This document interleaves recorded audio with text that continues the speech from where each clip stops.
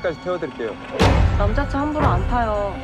It's late at night when a young woman finally leaves work after putting in extra hours. A group of guys take the taxi she had spotted first, leaving her with no choice but to walk home. As she takes the dark road, a van approaches her. The driver, Do-shik, offers her a ride home, but she refuses, unwilling to get into a car with a stranger. However, after walking a bit further, she hears strange noises. Turning around, she sees the van's door open and hears someone crying for help from inside. Curious, she cautiously approaches and peeks inside, only to find a pile of clothes and the lifeless body of a man. The cries had been a deception. Do-shik himself had been making them. Before she can react, he grabs her and drags her inside, silencing her before she has a chance to escape. Moments later, after changing into clean clothes and calling 911, Do-shik welcomes two police officers, feigning distress. He points to where he left the bodies and pretends he found them there by accident, claiming he witnessed a group of workers stabbing the woman. A few days later, Kyong-mi is back at her usual desk in customer service. As a deaf young woman, she is responsible for assisting other deaf and mute customers through sign language video calls. But like any customer service job, she encounters rude callers who insult her and make obscene gestures. After work, she attends a company dinner even though she cannot fully participate in the conversation. The men at the table take advantage of her deafness, speaking crudely about her, unaware that she can read lips. In response, she signs a series of insults, which they mistakenly take as polite remarks. Later, she picks up her deaf mother from the tailor shop where she works, saving her from nearly being hit by a bike thanks to the sound sensor in her car. Her mother is thrilled. She has been paid well this month, meaning they can finally take the beach vacation they had been dreaming of. Elsewhere in the city, Choi Seo-jung is getting ready to go out. Her brother, security guard Jong Tak, has been overly protective since their parents' death, and they argue over her outfit and curfew. She promises to be responsible, but later, she ignores his texts during her date and stays out later than agreed. When she doesn't answer her phone, Yong-tak decides to go out and search for her. Meanwhile, Do-shik is on the hunt for another victim. He spots Kyung-mi dropping her mother off near an emergency alarm post before heading to park the car. Just as he sets his sights on her, Seo-jung walks down the same street. Changing targets, he quickly ambushes Seo-jung,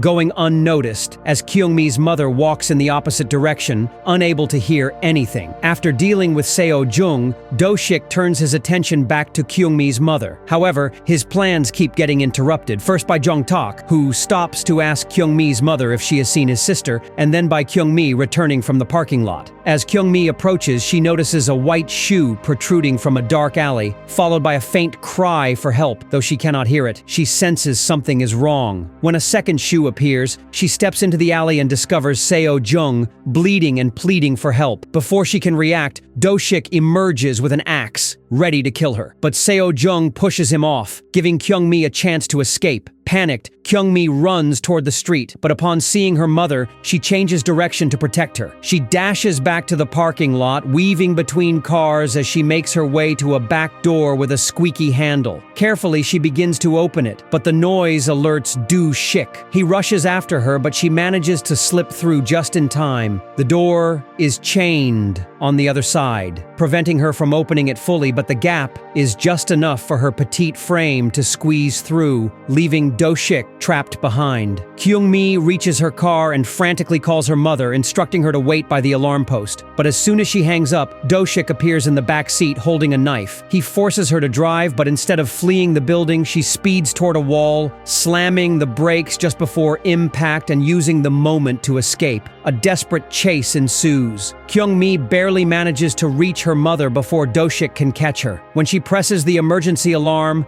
Do-shik is forced to back off. As the women wait for the police, he returns to his van, hiding Seo-jung's body inside. Quickly, he changes clothes and hairstyle, transforming into a seemingly ordinary businessman. Now disguised, he calmly approaches Kyung-mi and her mother, putting on a carefree expression. Because the killer had been masked earlier, Kyung-mi does not recognize him. When he claims to be searching for his sister, she believes him and is about to lead him to the dark alley until the police arrive. However, when an officer officer checks the alley. It is empty. Kyong-mi insists on reviewing security footage, but the parking lot guard informs them that the cameras had been disabled by kids who loiter there to smoke. The three are taken to the station to file an official report. Inside the elevator, Do-shik discreetly eyes the weapons hidden in his bag while stealing glances at the women. Kyung-mi's mother notices his sudden shift in demeanor. He no longer seems distressed. To maintain his act, he pulls out a black phone, pretending to receive a reassuring text from his sister, implying the body wasn't hers after all. Moments later, Kyung-mi finishes giving her statement, but without a body or a clear description of the killer, the officer cannot take further action. Meanwhile, Do-shik offers to help with that, but the cop scolds him for interrupting others, and the hobo sleeping on a nearby couch takes the chance to insult him as well. Seeing an opportunity, Do-shik goes to the water cooler, and while picking up a cup, he insults the hobo in a low tone so the officer can't hear. This enrages the man, who immediately jumps on Do-shik to hit him. During the struggle, Do-shik drops a white phone on the floor, which the mother picks up. The cop pulls the hobo away and takes him to another room, allowing Do-shik to retrieve his phone and approach Kyung-mi's statement, using it as an excuse to check her personal information. While he reads, the mother subtly signals to Kyung-mi that it's suspicious for the man to have two different cell phones. When Do-shik notices them communicating, he demands to know what they're talking about. Kyung-mi only writes nothing, so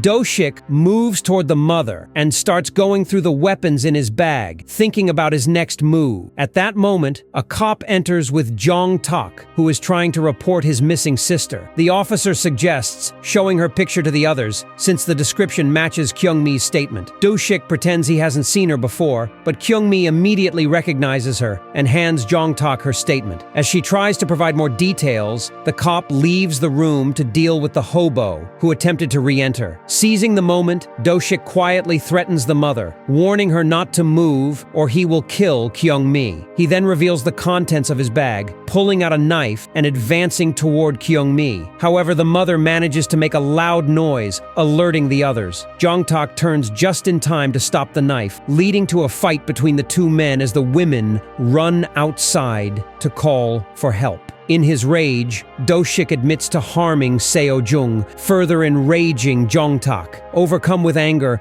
Jong-tak begins beating Do-shik and even holds the knife to his neck, demanding to know where his sister is. Before he can get an answer, the cops intervene. Do-shik plays the victim, and because of the compromising position, the officers believe him, arresting Jong-tak instead. With Do-shik walking free, the women stay with Jong-tak while the police check the security footage and confirm the truth. Jong-tak then resumes his search for his sister while the police escort the women home. Their apartment has motion-sensitive lights that blink when they detect movement. As the mother and daughter sit for tea, the lights suddenly flash, alarming them since it's late. However, it turns out to be the mother's co-worker picking up some bags. The two elderly women leave together, leaving Kyung-mi alone. Unaware that Do-shik has arrived and disabled the sensor outside the door to conceal his presence. Though the outside sensor is broken, his movements inside trigger the lights. When Kyung-mi investigates, Do-shik sets off an alarm clock, making her think that's what caused the lights to go off. Once she returns to her room, he quietly disables the rest of the sensors. Meanwhile, Kyung-mi texts Jong-tak, who had given her his contact in case of danger. Do-shik grabs an axe and prepares to strike, but Kyung-mi notices a toy on her dresser is activated while the lights remain unresponsive. Realizing something is wrong, she turns just in time to dodge Do-shik's attack. She rushes into another room, barricading the door with a dresser, and quickly texts Jong-tak, warning him that the murderer is there. She also messages her mother, telling her not to return home. However, as the door stops shaking, Kyung-mi receives a text from her mother saying she has already arrived and found the door open. Panicked for her mother's safety, Kyung-mi begins moving the dresser away. But as more texts arrive, with perfect spelling, unusual for her mother, she realizes that Do-shik has her phone. She stops just in time as he appears through the gap in the door, reaching for her hand. Kyung-mi manages to pull away and lock the door in his face, but this only delays him. Do-shik starts hacking through the door with his axe. With no other way out, Kyung-mi jumps from the window, but Do-shik grabs her hair as she falls. She struggles, inally making him lose his grip. and lands safely on a pile of trash. Kyong-mi takes off running, with Do-shik close behind, until Jong-tak spots them and joins the chase. After sprinting through multiple blocks,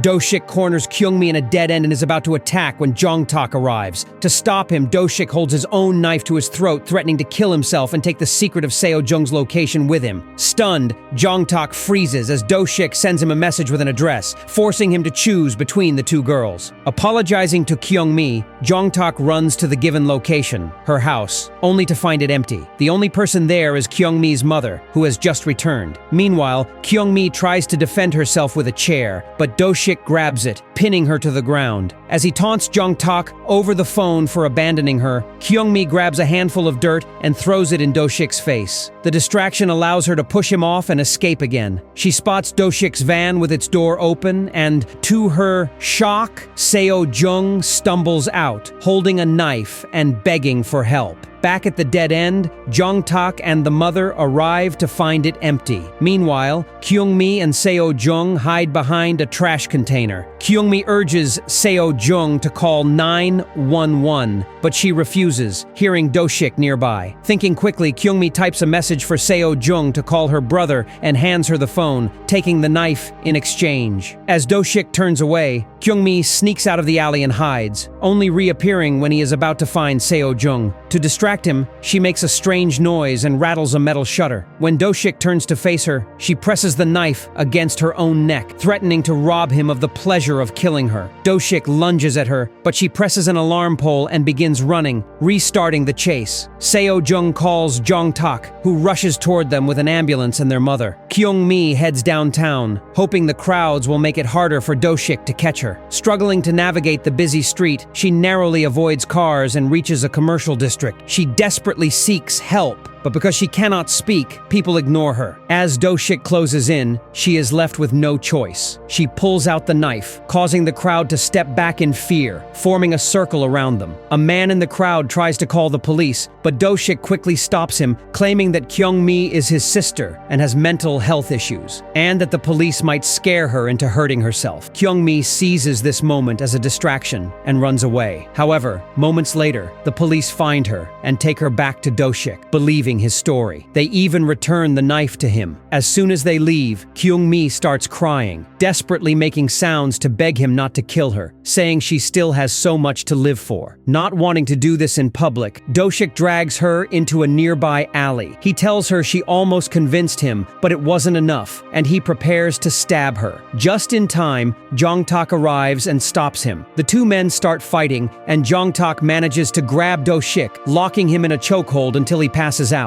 He then rushes to check on Kyong-mi, reassuring her that Seo-jung is safe in the hospital and that her mother is nearby. Suddenly, Do-shik, who was only pretending to pass out, attacks Jong-tak with empty bottles and other pieces of trash. Kyong-mi stops him by picking up the knife, forcing Do-shik to retreat. Instead of continuing the fight, he decides to go after her mother. He finds her in the middle of a busy commercial area and approaches her, trying to lure her into a dark alley. But at that moment, Kyong-mi sees them and rushes toward him, knife in hand. Do-shik mocks her for failing to stab him, pointing out that she only managed to cut his hand. However, this was part of her plan all along. She had placed the knife in his hands and stabbed herself, making it look as if he attacked her. The crowd steps back, believing the trick, and ignores Do-shik's desperate attempts to explain that he didn't do it. The police arrive and fire a warning shot in the air, but when Do-shik refuses to stop moving, they shoot him multiple times. Even then, he refuses to give up, especially after Kyong-mi provokes him by giving him the middle finger. As he prepares to attack again, Seo-jung suddenly appears and tackles him to the ground, finally ending his life. Many days later, Kyong-mi and her mother go to the beach for the vacation they had always dreamed of. Seo-jung and Jong-tak join them, and after showing how they've been learning some sign language, the four of them take a picture together.